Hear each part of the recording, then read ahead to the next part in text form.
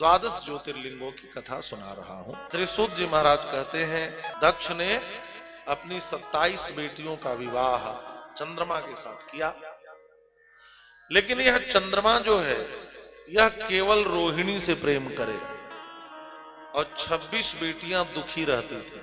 ये बेटियां अपने घर आई, अपने पिता से शिकायत की। दक्ष ने चंद्रमा को समझाया कि देखो ये 27 जो है सब तुम्हारी पत्नियां हैं, इन सब से प्रेम करो, तुम्हारे ऊपर सबका अधिकार है। समझा बुझा करके भेजा, लेकिन चंद्रमा फिर भी नहीं सुधरे, न माने, केवल रोहिणी से प्रेम कर रहे थे। फिर रोते हुए वो और बेटियां वापस आई, फिर शिकायत करी।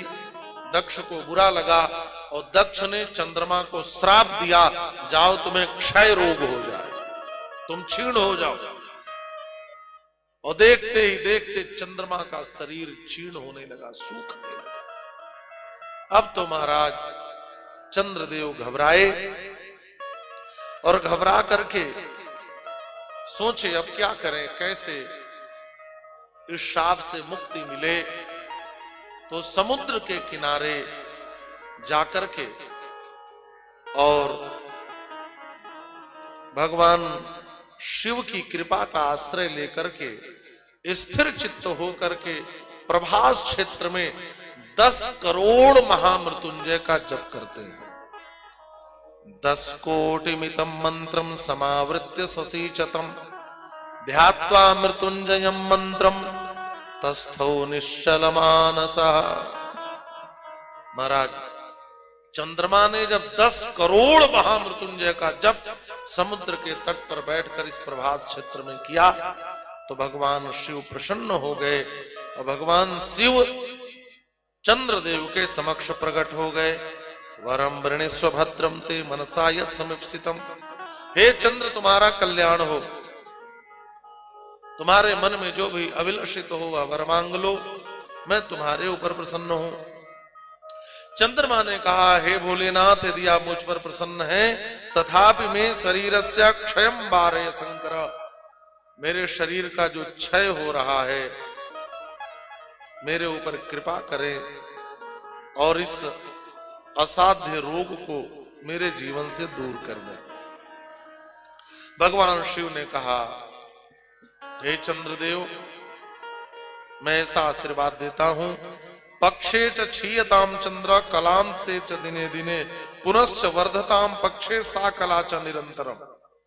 2 पक्ष हैं, तो एक पक्ष में प्रतिदिन तुम्हारी कला धीरे धीरे क्षीण होगी और दूसरे पक्ष में फिर धीरे धीरे धीरे धीरे वह क्षीणता समाप्त हो जाएगी, तुम वृद्धि को प्राप्त हो जाओगे। तो एक पक्ष में घटोगे लेकिन दूसरे ही पक्ष में बढ़ जाओगे, मैं ऐसा वरदान देता हूं।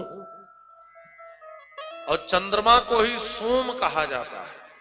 सोम पर कृपा करने के लिए भगवान शिव यहां प्रकट हुए थे, तो चंद्रमा ने, सोम ने यहां पर भगवान शिव के इस ज्योतिर्लिंग को प्रतिष्ठित किया है, इसलिए इस ज्योतिर्लिंग को सोमनाथ ज्योतिर्लिंग कहा जाता है। बोलिए श्री सोमनाथ भगवान की जय हो। जो भी सोमनाथ ज्योतिर्लिंग का दर्शन करता है उसके जीवन के सारे रोग समाप्त हो जाते हैं। आपके जीवन में कोई असाध्य रोग हो, बहुत उपाय कर रहे हो, वह ठीक न हो रहा हो, तो आपको वर्तमान में गुजरात में प्रभास क्षेत्र में जाकर जहां सोमनाथ ज्योतिर्लिंग है, भगवान सोमनाथ का दर्शन करना चाहिए। उस सोमनाथ के दर्शन से आपके जीवन का सारा असाध्य रोग समाप्त हो जाएगा। बोलिए श्री सोमनाथेश्वर भगवान की जय हो। यह प्रथम ज्योतिर्लिंग है। द्वितीय ज्योतिर्लिंग की कथा सुनाई।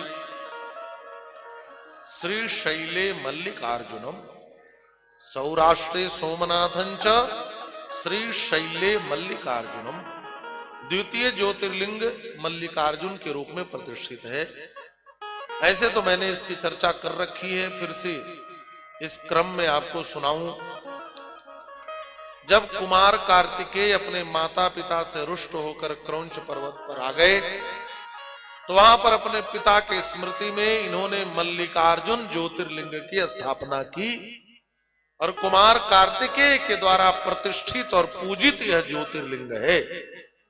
इनका नाम है मल्लिकार्जुन। बोलिए श्री मल्लिकार्जुन भगवान की जय हो। इनके दर्शन का फल क्या है? जिसके घर में बेटे और पिता में झगड़ा चल रहा हो, माता पिता और पुत्र में झगड़ा चल रहा हो, कौन है भैया? कौन ठक ठक कर रहा है? बोलिए श्री मल्लिकार्जुन भगवान की जय हो। जिसके यहां परिवार में कलह हो, माता पिता और पुत्र में कलह हो, वह यदि मल्लिकार्जुन ज्योतिर्लिंग का दर्शन करे तो उसके घर परिवार, माता पिता पुत्र का जो क्लेश होता है वह समाप्त हो जाता है। ऐसी शास्त्र की मान्यता है। यह दूसरे ज्योतिर्लिंग की कथा सुनाई। तीसरा ज्योतिर्लिंग उज्जैन्याम महाकालम। उज्जैन में अवंतिकापुरी में महाकाल के रूप में ये प्रकट हुआ।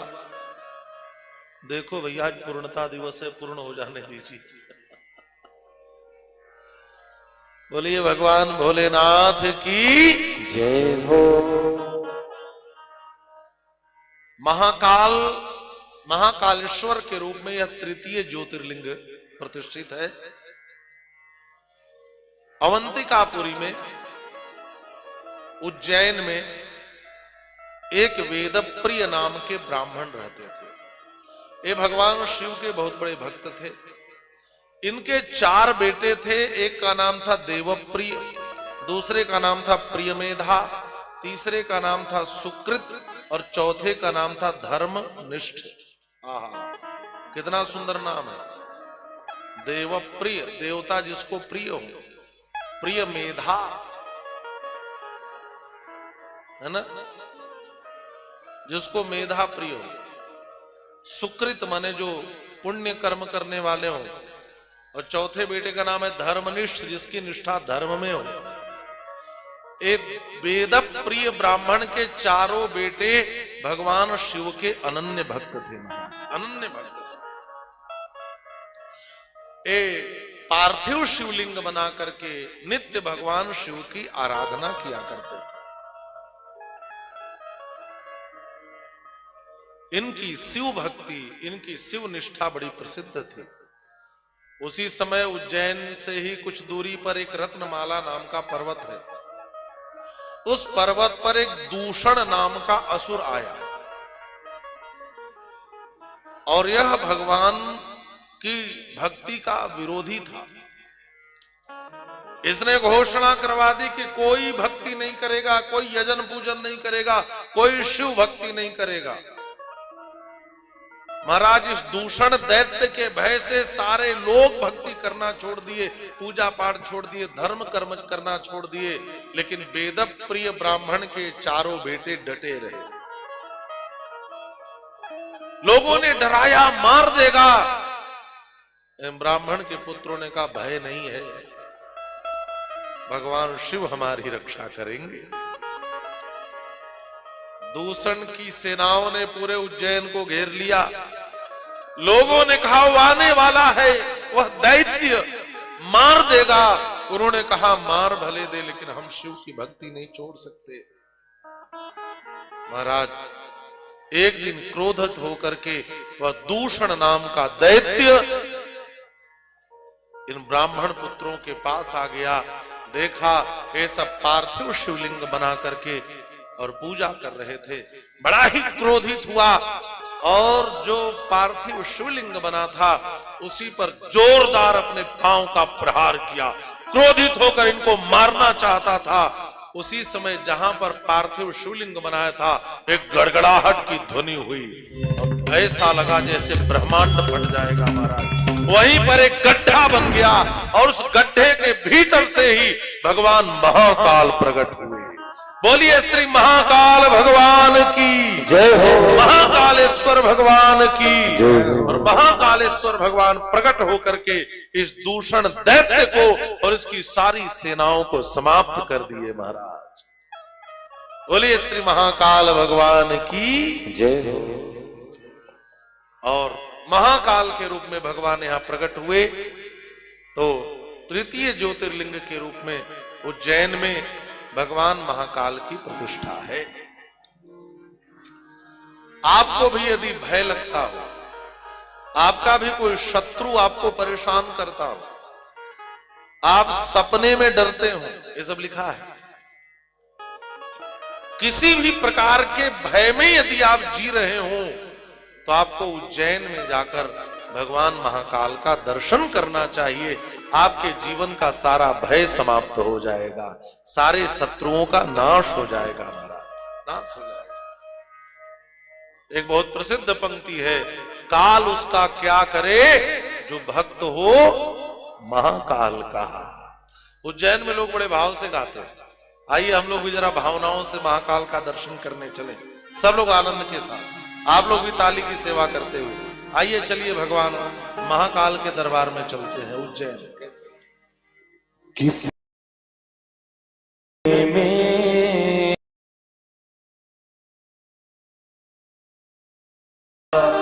महाकाल ज्योतिर्लिंग के प्रकटीकरण की कथा सुनाई। अब जो चतुर्थ ज्योतिर्लिंग है, चौथा ज्योतिर्लिंग है, ओंकारेश्वर की कथा सुना रहे हैं।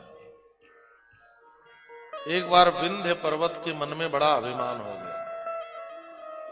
विंध्य ने कहा कि मैं श्रेष्ठ हूं।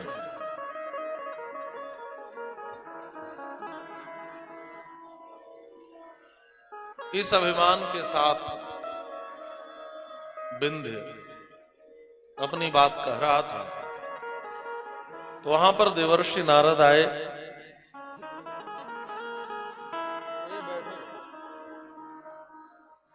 वहां पर देवर्षि नारद आए और देवर्षि नारद ने उस विंध्यगिरि से कहा कि देखो, तुम इतना अभिमान कर रहे हो, सभी पर्वत पर किसी न किसी देवता का निवास है, तुम्हारे पर्वत पर किसी देवता का निवास नहीं है, इसलिए तुम श्रेष्ठ कैसे हो सकते हो? और बराबरी करने तुम मेरु से चल रहे हो, तुम्हें मेरु से श्रेष्ठ हो। महाराज यह बात उस विंध्य पर्वत को लग गई। बात तो सही थी, देवर्षि नारद के इस वचन ने उसके अभिमान को चूर कर दिया। तो विंध्य पर्वत को जब पीड़ा हुई तो विंध्य पर्वत बैठ करके भगवान भोलेनाथ की आराधना करने लगा। उसने पार्थिव शिवलिंग की स्थापना की, पार्थिव मूर्ति बनाई। चकार च पुनस्सत्र शिव मूर्तिम च पार्थिवम आराध्य च तदा शंभुम षण्मासम च निरंतरम। 6 महीने तक उस विंध्य पर्वत ने उस पार्थिव मूर्ति की आराधना की। महाराज उसकी आराधना से प्रसन्न होकर स्वयं भगवान शिव ही प्रकट हो गए। भगवान शिव ने कहा, हे पर्वतराज विंध्य, तुम क्या चाहते हो? उसने कहा, प्रभु बस यही चाहता हूं कि आप मेरे ऊपर निवास करो, इस पर्वत पर आप निवास करो।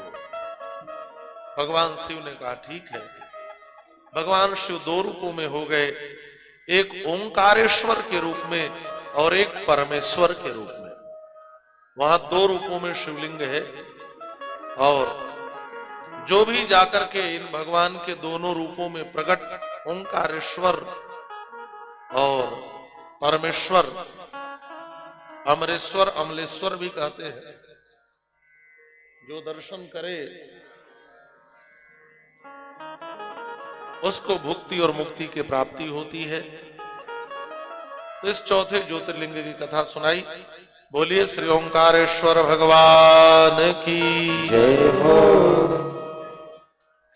पंचम ज्योतिर्लिंग के रूप में केदारनाथ की कथा सुनाई। आपको पता है श्री बद्री नारायण में भगवान नर और नारायण दोनों निवास करते हैं। भगवान नर और नारायण ने भगवान शिव की आराधना करी तो भगवान शिव वहां केदारनाथ के रूप में प्रकट हो गए। भगवान नर नारायण ने केदारनाथ की प्रतिष्ठा की है। बोलिए श्री केदारनाथेश्वर भगवान की जय हो। बोलिए श्री केदारनाथ भगवान की जय हो। तो नर नारायण के द्वारा वो प्रतिष्ठित शिवलिंग है। केदारनाथ की बहुत बड़ी महिमा है। जो भी केदारनाथ का दर्शन करता है उसका पुनर्जन्म नहीं होता। यहां पर ऐसा लिखा है, तत्रत्य मुदकम पित्वा पुनर्जन्म न विंदति। जो भी केदारनाथ भगवान का दर्शन कर ले वह मुक्ति को प्राप्त कर लेता है, वह मोक्ष को प्राप्त कर लेता है। सीधी बात है। इसके बाद षष्ठम ज्योतिर्लिंग भीम शंकर ज्योतिर्लिंग की कथा सुनाई। एक करकटी नाम की राक्षसी थी। उसका एक बेटा हुआ, उसका नाम था भीम। उस भीम ने एक दिन बाल्यावस्था में अपनी मां से पूछा, मां मातर में कह पिता कुत्र कथम बेकाकिनी स्थिता। मां मेरे पिता का नाम क्या है और आप यहां पर अकेली क्यों रहती हो, मेरे पिताजी कहां हैं। तो उस करकटी नाम की राक्षसी ने कहा, बेटा तुम्हारे पिता का नाम है कुंभकर्ण। वो महाबली रावण के छोटे भाई थे। श्री राम ने पूर्व काल में रावण के साथ तुम्हारे पिता कुंभकर्ण को भी मार दिया था। मैं यहीं रहती थी। एक बार वह कुंभकर्ण यहां से गुजर रहा था, उसने मेरे साथ बलात्कार कर दिया, मेरे साथ बलपूर्वक सहवास किया तो तुम पैदा हो गए। तो भीम ने कहा, मैं पैदा हो गया चाहे जैसे भी, लेकिन पिता तो कुंभकर्ण ही होंगे। कहा हाँ। पिता को श्री राम ने मारा है। कहा हाँ। तो उसने कहा कि मैं श्री राम से बदला लूंगा। और ऐसा कहकर उस भीम ने ब्रह्मा जी की बड़ी कठोर तपस्या करी। ब्रह्मा जी ने प्रसन्न होकर वर मांगने को कहा तो इस भीम ने कहा कि मुझे यह वरदान दीजिए कि मेरे भीतर अप्रतिम बल हो जाए, मेरे बल की तुलना करने वाला कोई ना हो। इस प्रकार से इसने ब्रह्मा से अप्रतिम बल का वरदान प्राप्त किया। एक राजा थे जिनका नाम था काम रूपेश्वर। ये भगवान शिव के बहुत बड़े भक्त थे। यह भीम वरदान पाकर के इतना उदंड हो गया था, सबको सताते घूम रहा था। एक बार इसने राजा काम रूपेश्वर को ही बांध करके अपने यहां कारागार में डाल दिया, कैद में। वो नित्य पार्थिव शिवलिंग बनाकर भगवान शिव की आराधना किया करते थे। भीम को किसी ने बताया कि वह तुम्हें मारने के लिए कोई तंत्र मंत्र कर रहे हैं। वो तो बेचारे नित्य मिट्टी का शिवलिंग बनाकर, पार्थिव शिवलिंग बनाकर आराधना करते थे। यह भीम आया और देखा कि कुछ मिट्टी का बना करके इधर उधर कर रहे हैं। तो उसने कहा, जरूर अभिचार कर रहे हैं मुझे मारने के लिए, अभी बताता हूं। इतना कहकर महाराज वह भीम जब उस राजा काम रूपेश्वर को मारने के लिए प्रस्तुत हुआ तो उसी पार्थिव शिवलिंग में से, उसी मिट्टी के शिवलिंग में से भगवान शिव प्रकट हो गए और प्रकट होकर के उस भीम का वध कर दिए और इस राजा की रक्षा की। इसलिए इनका नाम भीम शंकर ही पड़ा। बोलिए भीम शंकर भगवान की। तो षष्ठम ज्योतिर्लिंग के रूप में भीम शंकर के रूप में यहां पर प्रतिष्ठित है। सप्तम ज्योतिर्लिंग के रूप में भगवान विश्वनाथ की प्रतिष्ठा है। इनका एक नाम अभिमुक्त लिंग भी है। बोलिए श्री विश्वनाथ भगवान की। महाराज, एक दिन मैंने और सुनाया था इसकी चर्चा, जो लोग दूसरे दिन की कथा सुने थे। वेदों ने सत कह करके जिस ब्रह्म को प्रतिपादित किया है, पुकारा है, वही ब्रह्म शिव और शक्ति के रूप में प्रकट होते हैं। शिव और शक्ति के रूप में, स्त्री और पुरुष के रूप में। स एव ही दिधा जातः पुंग स्त्री रूप प्रभेदतः यह पुमांसा शिवाख्यात स्त्री शक्ति साही कथ्यते। तो वह सत रूप में प्रतिपादित जो ब्रह्म थे वह दो भागों में विभक्त हो गए, एक शिव के रूप में, एक शक्ति के रूप में। शिव और शक्ति के रूप में, पुरुष और प्रकृति के रूप में। तो वहां पर उस भगवान शिव ने अपने रहने के लिए 5 कोस में फैला एक सुंदर नगर बनाया। उसी नगर को काशी के नाम से जाना जाता है। बोलिए श्री काशी धाम की जय हो। निर्माय प्रेषितम तस्त्वं निर्गुणेन शिवेन च अंतरिक्षे स्थितम तच्च पुरुषस्य समीपतः। और इस काशी नगरी को भगवान शिव ने निर्मित किया और अपनी शक्ति से कहा कि अब मैं इसी काशी में नित्य निवास करूंगा, इसी काशी में नित्य निवास करूंगा। आगे चलकर के जब भगवान विष्णु प्रकट हुए तो इसी काशी में उन्होंने तप किया। यह इतना तप कर रहे थे कि इनके शरीर से जल की धारा निकली और चारों तरफ जल ही जल फैल गया।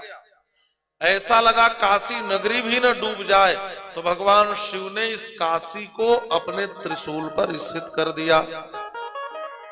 अपने त्रिशूल पर 5 कोस के इस काशी को भगवान विष्णु तप करते समय अपने सिर को हिलाए तो उनके कान से जहां मणि गिरी वह मणिकर्णिका तीर्थ के नाम से प्रसिद्ध हो गई।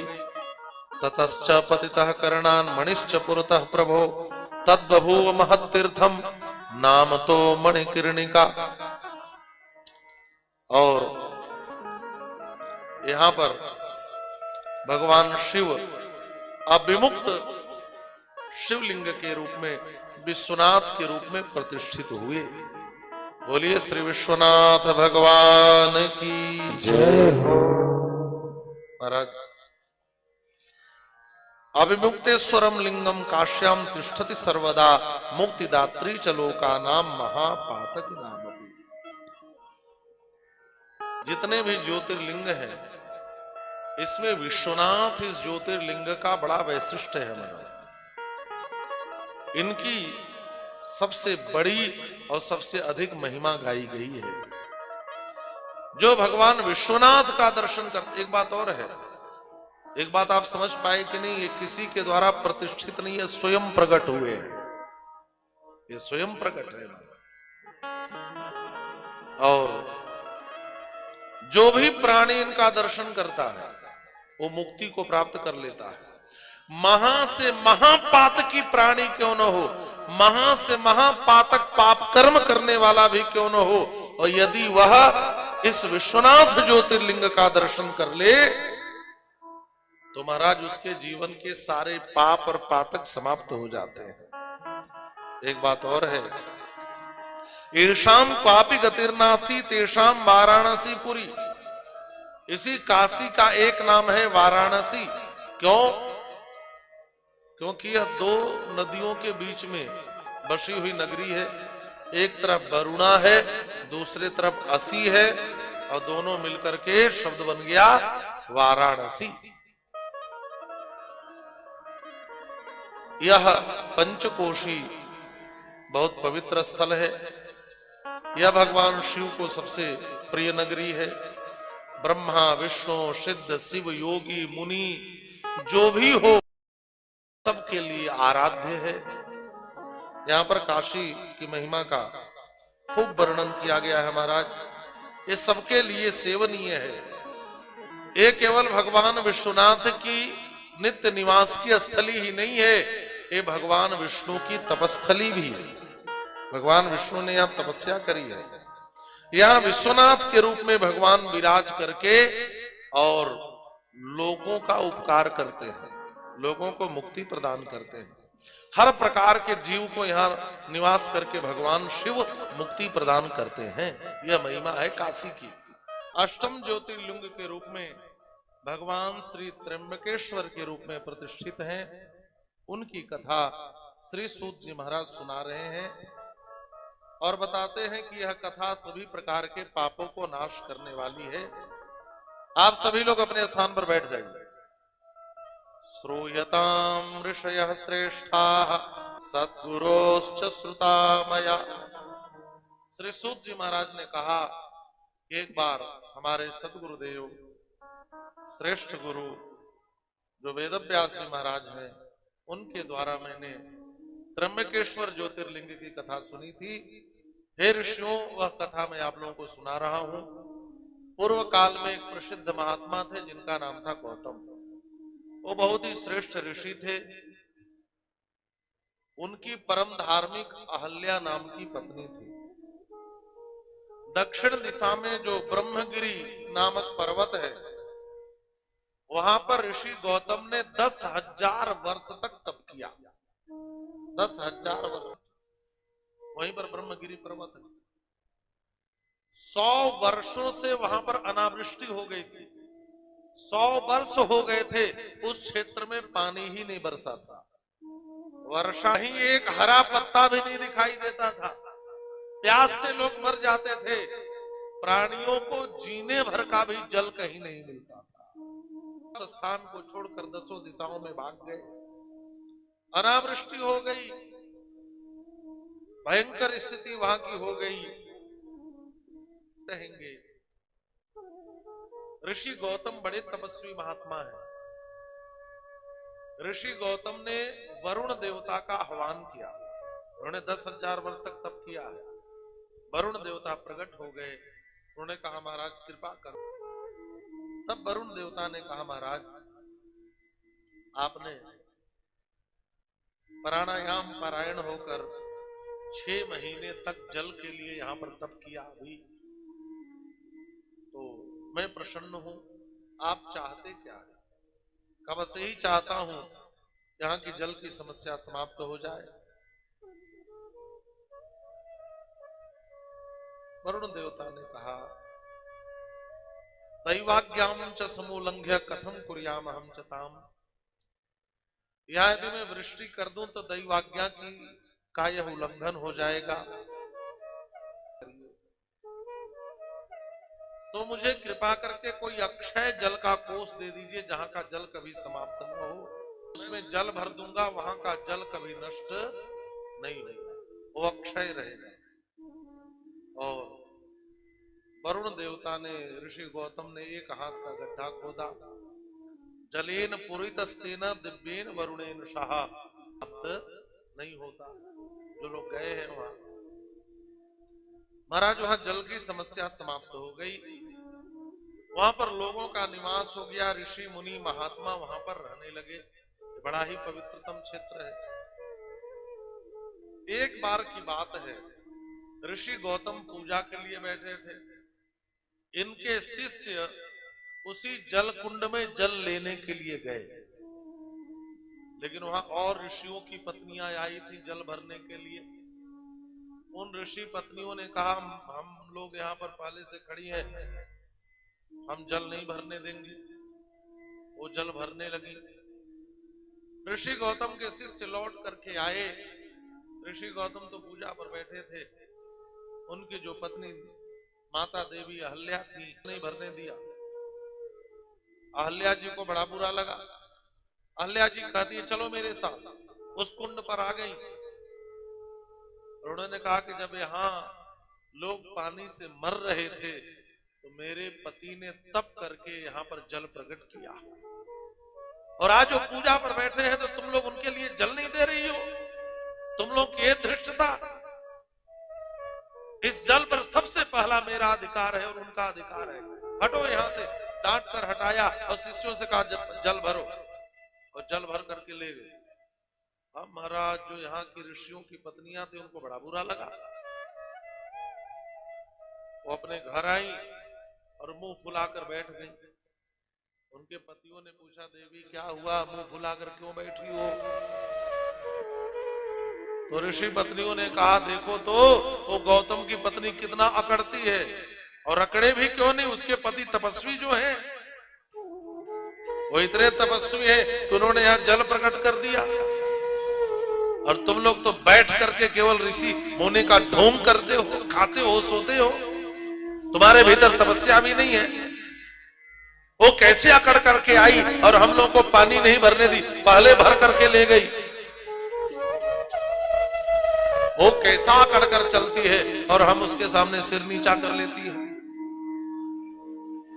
देखो, हमें खुश करना चाहते हो तो कोई ऐसा उपाय करो जिससे समाज में ऋषि गौतम की निंदा हो जाए, तब हम बताएंगी देवी अहल्या को। अब ऋषि लोग अपनी पत्नी के झगड़े में पड़ गए महाराज। ऋषियों ने कहा, ऐसा हम क्या करें? अब वो महाराष्ट्र का क्षेत्र, उधर गणेश जी की बड़ी पूजा होती है। ऋषियों ने गणेश जी की आराधना करी। गणेश जी मंगल मूर्ति हैं, बड़े तुरंत प्रसन्न हो जाते हैं महाराज। गणेश जी प्रसन्न हो गए, ऋषियों से पूछा क्या चाहिए? ऋषियों ने कहा, महाराज हम यह चाहते हैं कि आप कोई ऐसा उपाय करो जिससे समाज में ऋषि गौतम धिक्कृत हो जाए, उनकी निंदा होने लगे, मुंह दिखाने लायक न रहे, ऐसा कोई उपाय करो। भगवान गणेश ने कहा, ऋषियों आप कैसी बात करते हो? असाधु साधुताम चैव साधु चा साधुतम तथा। ये अच्छी बात नहीं है। आप लोग तो ऋषि हो, सज्जन हो, और वो महात्मा बड़े श्रेष्ठ महात्मा है, उनके प्रति ऐसी भावना रखते हो।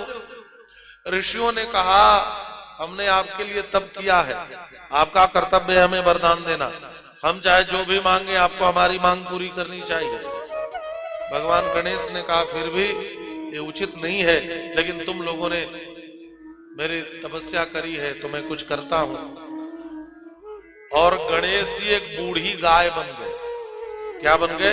दुबली पतली बूढ़ी गाय। और जिधर ऋषि गौतम की खेती थी, उनके खेत में जाकर के चरने लगे स्वयं गणेश जी। और ऋषि गौतम ने देखा कि पता नहीं गौ माता कहां से आ गई, ये तो खेती चर जाएंगी। तो उन्होंने एक दूब उठाया और धीरे से सोचा कि इस गैया मैया को बाहर निकाल दो। तो दूब से केवल स्पर्श ही, बैठ जाओ दादाजी, झाड़ू उड़ू लेकर कहां घूम रहे हो? हैं? वाह, विचित्र दर्शन दिया यार, झाड़ू वाले बाबा। बोलिए भगवान भोलेनाथ की जय हो। तो निवेदन कर रहा था कि ऋषि गौतम ने एक दुर्वा से उस गैया मैया को बाहर निकालना चाहा, लेकिन वो सच की गाय हो तब तो गणेश जी बने थे। स्पर्श घास से किया था, जानबूझकर गिरे और मर गए, मरने का नाटक किया। अब ऋषि महात्मा तो इंतजार ही कर रहे थे, बस सब दौड़े आए और सब ने एक स्वर में कहना शुरू किया, मारो मारो, एक गो हत्यारा है, गो हत्या का पाप किया, इसने गाय को मार डाला, ये तो बड़ा ही निंदनीय महात्मा है। अब तो महाराज सब पत्थर मारने लगे और अपनी पत्नियों की ओर मुस्कुरा मुस्कुरा कर कहते, देखो तुम्हारा काम कर दिया ना। अब देवी अहल्या दौड़ी, मत मारो मेरे पति को, मेरे पति ऐसे नहीं हो सकते। सब लगे पत्थर मारने और सब मुस्कुराई, बड़ा पानी नहीं भरने दी थी। अब महाराज पानी भरने का झगड़ा इतना बड़ा हो गया, अब आप विचार करो। हाँ, कुएं से, उस कुंड से पानी भरने का झगड़ा इतना बड़ा हो गया। ऐसा षड्यंत्र किया यहाँ के ऋषियों ने, ऋषि गौतम को गो हत्यारा सिद्ध कर दिया। अब बेचारे महात्मा भी कांप गए कि मैंने तो स्पर्श किया था, कैसे मर गई? और वो गाय रहती तब तो, ये तो गणेश जी वरदान देने के चक्कर में सब नाटक करके सारा लीला रच रहे थे। हाथ जोड़ करके ऋषि गौतम ने कहा, ऋषियों मुझसे गलती हो, आप सब तो श्रेष्ठ तपस्वी ऋषि हो, आप बताओ मुझे इसका क्या प्रायश्चित करना चाहिए। महात्माओं ने कहा, बूंद पहाड़ के नीचे आया है, चलो इतना कठिन प्रायश्चित बता दे कि कर ही ना पाए। तो महाराज जानबूझ करके बहुत कठोर प्रायश्चित का विधान किया ऋषियों ने। ऋषियों ने कहा, सुनो, पहला काम तो यह करो, 3 बार पूरी पृथ्वी की परिक्रमा करो, 1 महीने तक अनुष्ठान करो और 100 बार इस ब्रह्मगिरि पर्वत की परिक्रमा करो, तब जाकर के गोहत्या के पाप से मुक्त होगे। अथवा एक और विकल्प सुन लो, या यही गंगा जी को लाओ, यही प्रकट करो, गंगा जी को लाओ। वो जानते थे संभव ही नहीं है, गंगा यहां कैसे आएंगी, सूखा प्रदेश है। यहां गंगा को प्रकट करके 1 करोड़ पार्थिव शिवलिंग बनाकर उनकी पूजा करो, तब जाकर के पवित्र होगे।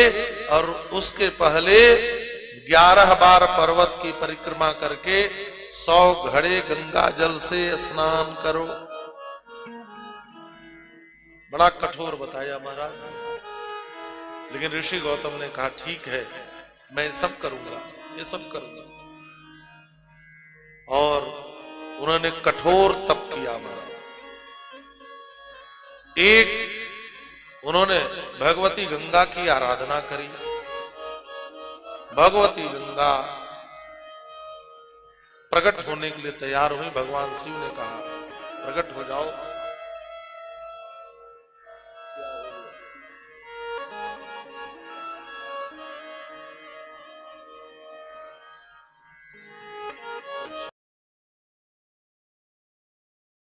अंत में दिया करिए। कोई 8-9 साल की मुस्कान नाम की लड़की है, सलेमपुर की लड़की, लाल टी-शर्ट पहनी है, उसके माता पिता हो तो अपनी बिटिया को ले जाए।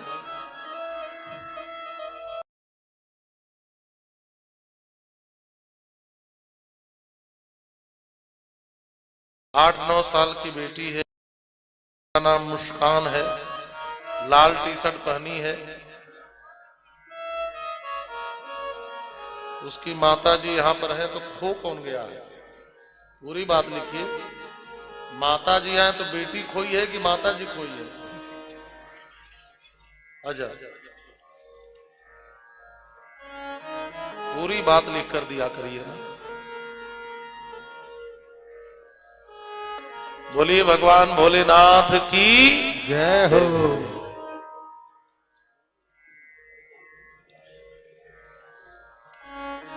महाराज,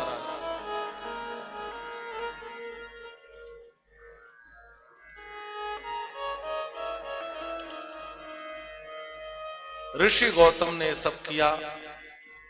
उन्होंने गंगा को भी प्रकट किया और 1 करोड़ पार्थिव शिवलिंग बनाकर शिव की आराधना करी। भगवान प्रकट होकर के ऋषि गौतम को दर्शन दिए। भगवान शिव ने कहा, ये ऋषियों का षड्यंत्र है, आप कहो तो इन ऋषियों को मैं दंड दूं।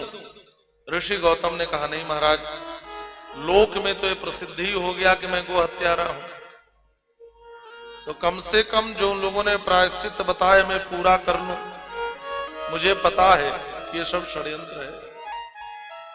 भगवान शिव ऋषि गौतम के से हृदय की निर्मलता पर रीझ गए और ऋषि गौतम ने प्रार्थना करी, प्रभु आप यहां पर विराजो। त्र्यंबकेश्वर ज्योतिर्लिंग के रूप में यहां पर भगवान शिव की प्रतिष्ठा ऋषि गौतम ने की है। बोलिए श्री त्र्यंबकेश्वर भगवान की। त्र्यंबकेश्वर ज्योतिर्लिंग की कथा सुनाई।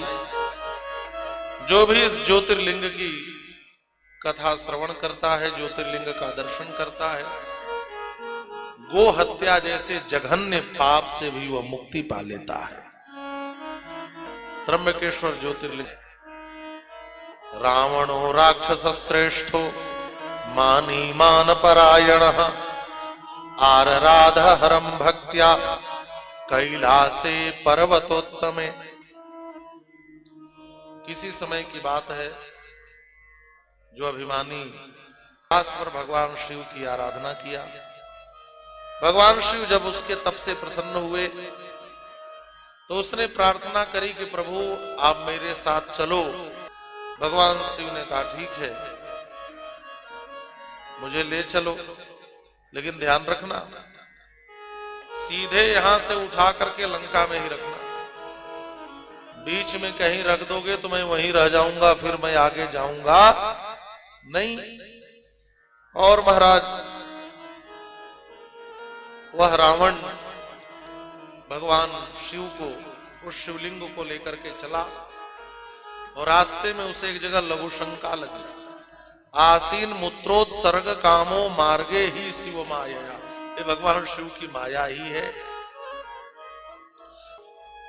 एक गोप वहां पर मिला तो रावण को लघु शंका लगी, शिव भक्त की माया से ही एक गोप वहां पर था।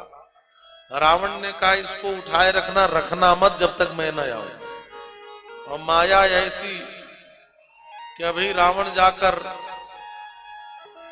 लगा ही था अपने कार्य की निवृत्ति में, तब तक एक गोप चिल्लाने लगा जल्दी आओ, मुझसे उठाया नहीं जा रहा है। और रावण जब तक आता तब तक उसने वहां रख दिया। तो भगवान वहीं पर वैद्यनाथेश्वर के रूप में स्थापित हो गए।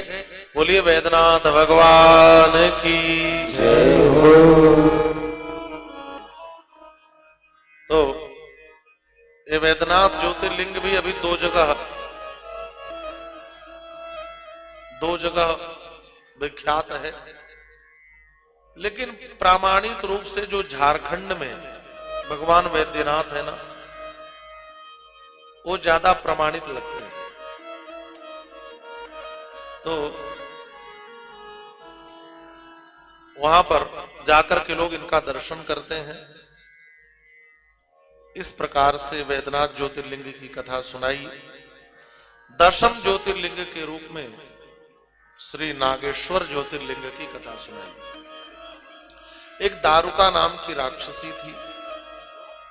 इसने पार्वती जी से एक वरदान प्राप्त किया। महाराज ये दारुक और दारुका दोनों मिलकर के लोगों को कष्ट देने लगे। लोग महात्मा औरों के पास गए, महात्मा औरों ने तप किया। और के तप से देवगण प्रकट होकर राक्षसों का संहार करने लगे। तो पार्वती जी ने दारुका को वरदान दिया था कि तुम जहां चाहो बन के सहित उठ करके अपने राक्षसों के साथ जा सकती हो।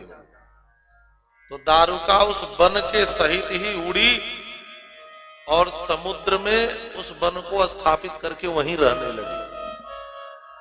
अच्छा, धरती पर तो नहीं, लेकिन समुद्र मार्ग से जाने वालों पर अत्याचार करने लगी। राक्षस तो राक्षस ही होते हैं महाराज, ये कितनी भी भक्ति करें लेकिन करते तो अत्याचार ही है। समुद्र के मध्य में उस वन को रख दिया और समुद्र के रास्ते नाव पर जो जाने वाले लोग थे, राक्षसी और राक्षस, उसको प्रताड़ित करने लगे। एक दिन इन लोगों ने एक नाव को पकड़ा। उस नाव पर एक सुप्रिय नाम के वैश्य रहते थे, जो इस नाव पर जाने वाले सबके मालिक थे, स्वामी थे। पकड़ करके इनको कारागार में बंद कर दिया।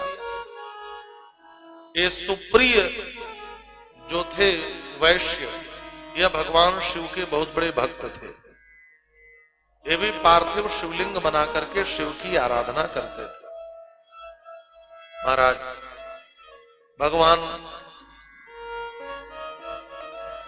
शिव का पार्थिव लिंग बनाकर यह पूजन कर रहे थे।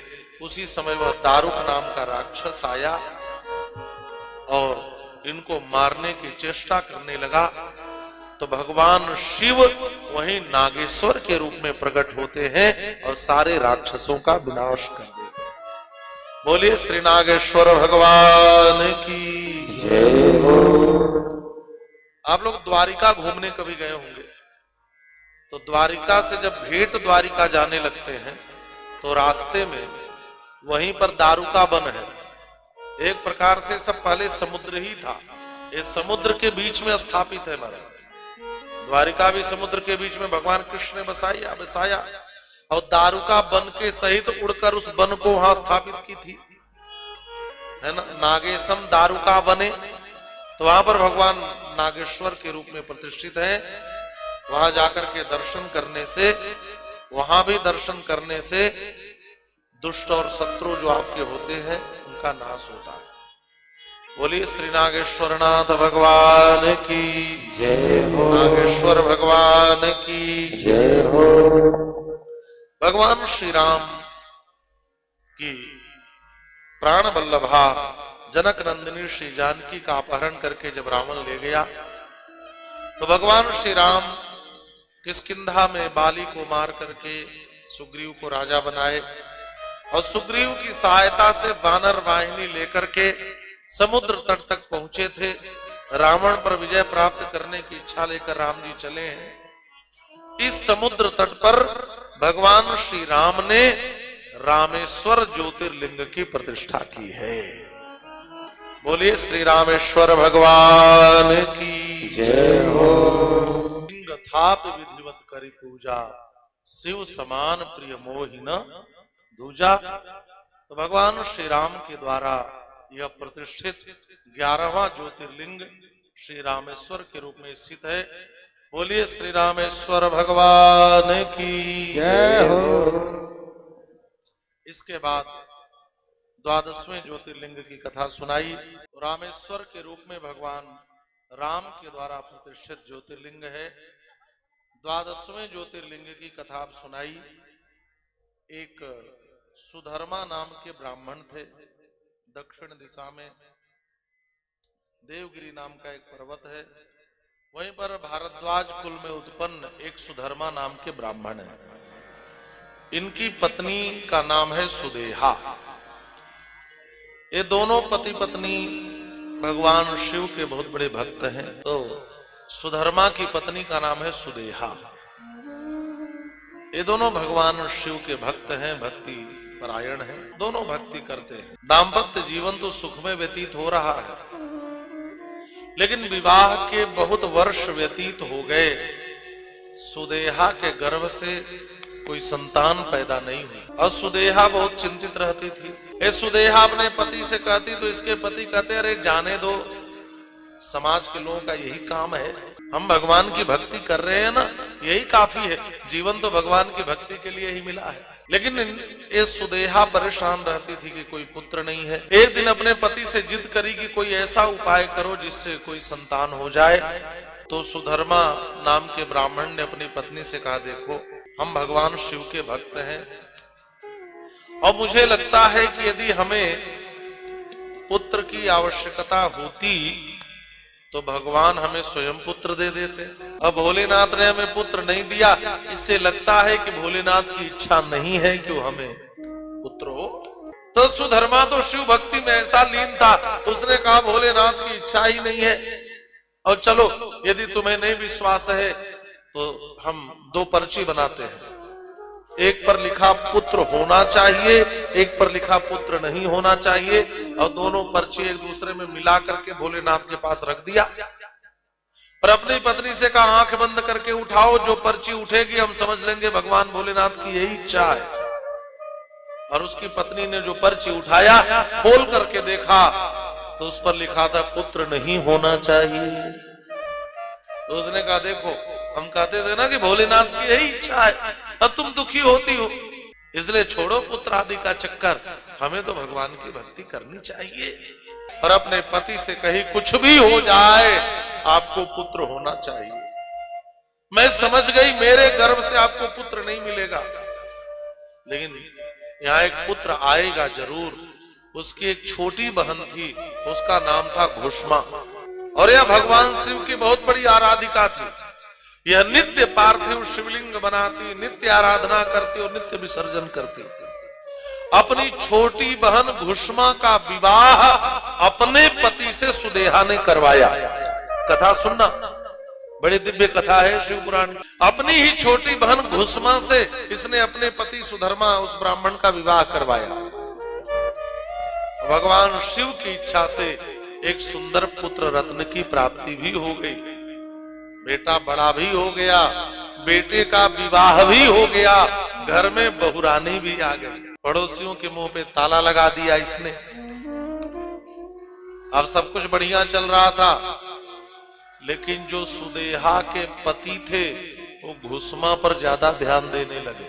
अपनी ही छोटी बहन से सुदेहा को सौतिया डाह होने लगा। अब महाराज जलन होने लगी। अबे मन ही मन सोचने लगी, मेरे पति मुझे छोड़कर इसको लगे प्रेम करने। अरे मैंने इसका ब्याह करवाया, मेरी ओर देखते भी नहीं, मेरे पास आते भी नहीं, अब दिन भर घुसमा घुसमा करते उसमें लगे रहते हैं। ओह समझ गई, वो इनको बेटा दे दी और मैं बेटा नहीं दे पाई। इसी कारण जो मुझे सम्मान मिलना चाहिए नहीं देते। अभी मैं बताऊंगी। यह सौतिया डाह इतनी बढ़ी कि इसने एक बड़ा कठोर निर्णय लिया। इसने कहा, जिस बेटे के कारण मेरी छोटी बहन को ज्यादा प्रेम करते हैं, मैं उस बेटे को ही मार दूंगी। और महाराज एक दिन रात में बहू दूसरे कमरे में थी और घुसमा का बेटा दूसरे कमरे में सो रहा था। वो अपने सासू माँ के साथ थी, घुसमा के साथ। सुदेहा आई आधी रात को, नींद में बालक सो रहा था, हाथ से मुंह को जोर से दबाया और हंसिया लेकर के रात में इसका गला काट दिया। और इतना ही नहीं, इतने गुस्से में थी कि उसके अंग के टुकड़े टुकड़े काटे। और महाराज उसी जिस चादर को बिछाकर सोया था उसी में इसके पूरे कटे शरीर को बांधा। और उसके घर के पीछे जो सरोवर था, तालाब था, जिसमें रोज शिवलिंग का विसर्जन किया करती थी, मिट्टी के बने हुए पार्थिव शिवलिंग का, उसी सरोवर में जाकर के उसके बेटे को डाल करके और पत्थर से दबा दिया सरोवर में भीतर। और जो खून आदि के छींटे बिखर गए थे उसको रातों रात साफ कर दिया और चुपचाप जाकर कमरे में सो गई। प्रातः काल हुआ, घुसमा जगी, नित्य की तरह वह स्नान आदि से निवृत्त होकर भगवान शिव के पार्थिव शिवलिंग को बनाकर आराधना कर रही थी। उसकी बहू उस कक्ष में आई जिसमें उसके पति सो रहे थे। खून का कुछ छींटा तो बचा रह गया था। और ये सुबह उठ करके घर में अपना झाड़ू आदि लगा रही थी, चुपचाप घर का काम कर रही थी सुदेहा। बहू खून के छींटे देखी, पति को नहीं पाई तो छाती पीटकर चिल्ला पड़ी, लगता है मेरे पति को किसी ने मार दिया। रोते हुए, छाती पीटते हुए, भागते हुए अपनी सासू मां घुसमा के पास गई। बहू छाती पीटकर रोती रही, लेकिन घुसमा विचलित नहीं हुई, थोड़ी भी विचलित नहीं हुई। नित्य की तरह आराधना करती रही। आंखों में आंसू आ गए, लेकिन शिव की पूजा नहीं छोड़ी। बहू रो रही है, किसने हमारे पति को मार दिया, अरे किसी ने आपके लाडले बेटे को मार दिया। लेकिन घुसमा आराधना में लगी थी। और जब पूरी हो गई भगवान शिव की पूजा, तब वह पार्थिव शिवलिंग को उठाई और नित्य की तरह उसी सरोवर में विसर्जित करने गई। और जैसे ही आज उसने उस पार्थिव शिवलिंग को विसर्जित किया, उसी में से भगवान शिव प्रकट हो गए। बोलिए भगवान भोलेनाथ की जय हो। तब उसकी आंखों में आंसू आ गए। तब वह रो पड़ी भोलेनाथ को सामने देखकर और धीरे से पूछा, प्रभु मेरा बेटा कहां गया? भगवान शिव ने कहा, घुसमा तुम्हारे बेटे को तुम्हारी दीदी ने मारा है और इसी सरोवर में काट के डाला है, लेकिन चिंता मत करो, मैं तुम्हारे बेटे को जीवित करके तुम्हें प्रदान करता हूं। और भगवान शिव ने उसके पुत्र को जीवित करके उसे प्रदान किया। और क्रोध में भोलेनाथ ने कहा, तुम कहो तो मैं उस सुदेहा को दंड दूं। हाथ जोड़ लिया। उसने कहा, नहीं प्रभु नहीं, मेरी दीदी मुझसे बहुत प्रेम करती है, मेरी दीदी ने ही मेरा ब्याह करवाया था। मैं तो आपसे यह प्रार्थना करती हूं कि मेरी दीदी को कभी यह पता न चले कि मुझे यह पता लग चुका है कि मेरी दीदी ने मेरे बेटे को मारा था, कभी उसको पता भी न चले। और घुष्मा पर कृपा करने के लिए भगवान शिव प्रकट हुए थे, इसलिए इनका नाम घुष्मेश्वर पड़ा। बोलिए श्री घुष्मेश्वर भगवान की जय हो।